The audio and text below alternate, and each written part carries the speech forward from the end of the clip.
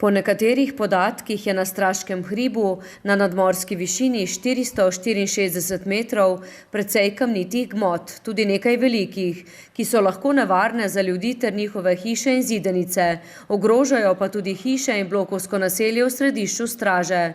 Neprijetne izkušnje s skalami na svojem zemljišču že imata zakonca Pirc. Ta je pa priletela pred enimi 2 leti.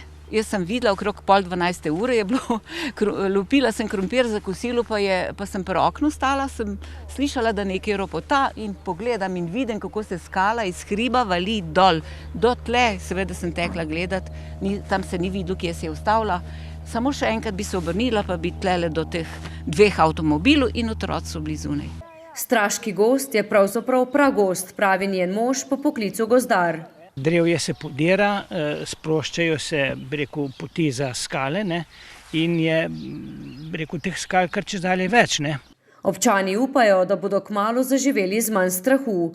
Župan Dušan Krštinc in direktor podjetja Apus Tadej Jeršič sta tako nedavno podpisala pogodbo za pripravo projektne dokumentacije za izvedbo. Sama dela, katera vsebuje pogodba, je ponovni popis oziroma preveritev popisa, ki je bil izveden pred leti glede samih skal. Potem bo tudi narejen izračun, s kakšno energijo bi lahko skala šla po hribu, in pa sam projekt za izvedbo bo vseboval tudi dela za sanacijo. Občina bo morala pripraviti natančen program sanacije in v sodelovanju z državo najti denar za zaščito območja.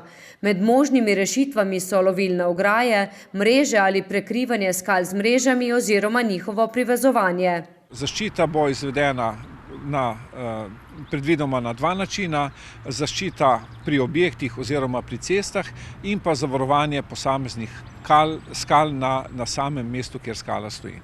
Dokumentacijo vredno 25.000 naj bi pripravili v 3 mesecih. Zaščita skal, ki bo zaradi posebnosti terena precej zahtevna, pa naj bi stekla konec tega ali v začetku prihodnjega leta.